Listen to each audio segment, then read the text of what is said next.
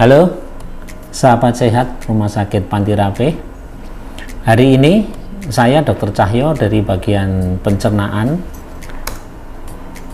mau memberikan info penting di mana pemerintah Indonesia dan WHO sudah membuat suatu komitmen penting bahwa di tahun 2030 nanti bahwa hepatitis itu bisa dieliminasi.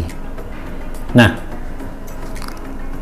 perkenankan saya menyampaikan tema dari hepatitis D, yaitu segerakan tes dan obati hepatitis, tidak perlu menunggu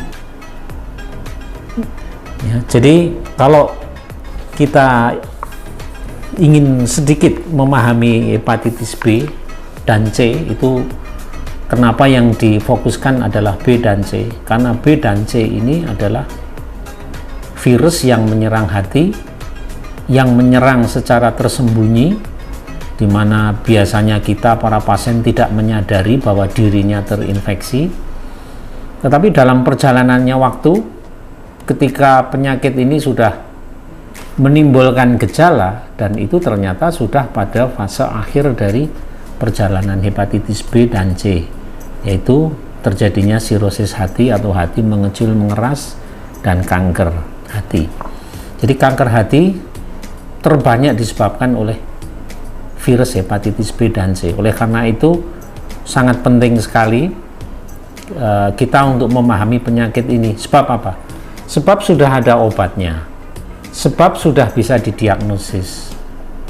Dan perlu disampaikan bahwa hepatitis C itu bisa diobati. 90% seseorang yang terkena hepatitis C itu akan mengalami kesembuhan.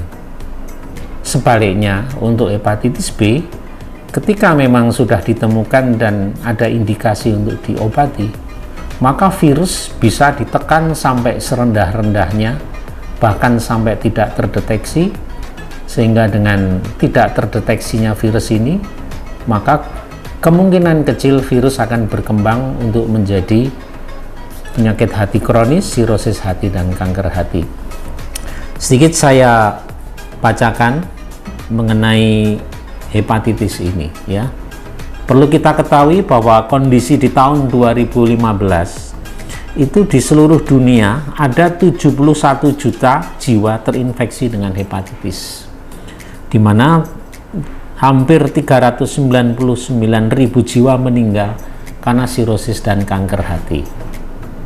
Nah, persoalannya adalah dari jumlah itu baru 20% pasien yang berhasil didiagnosis. Jadi hanya 14 juta jiwa atau baru 20%.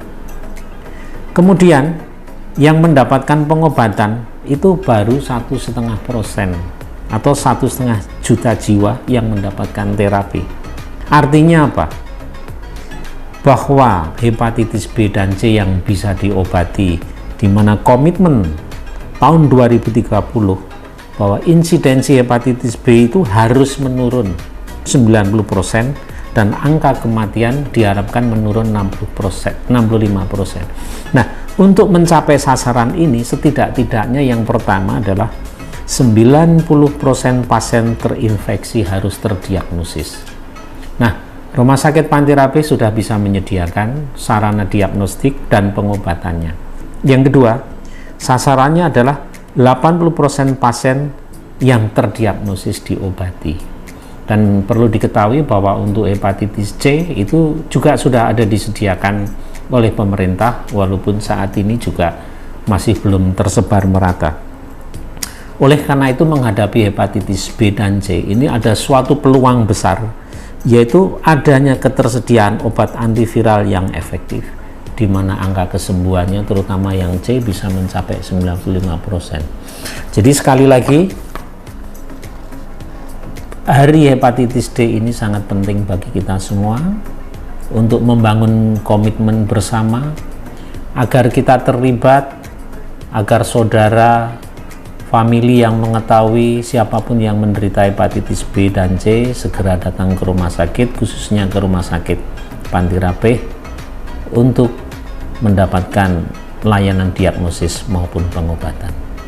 Saya kira demikian, sahabat sehat Rumah Sakit Panti Rapih. Terima kasih atas perhatiannya. Semoga informasi yang berharga ini dapat menjadikan hal yang berguna bagi sahabat-sahabat semua.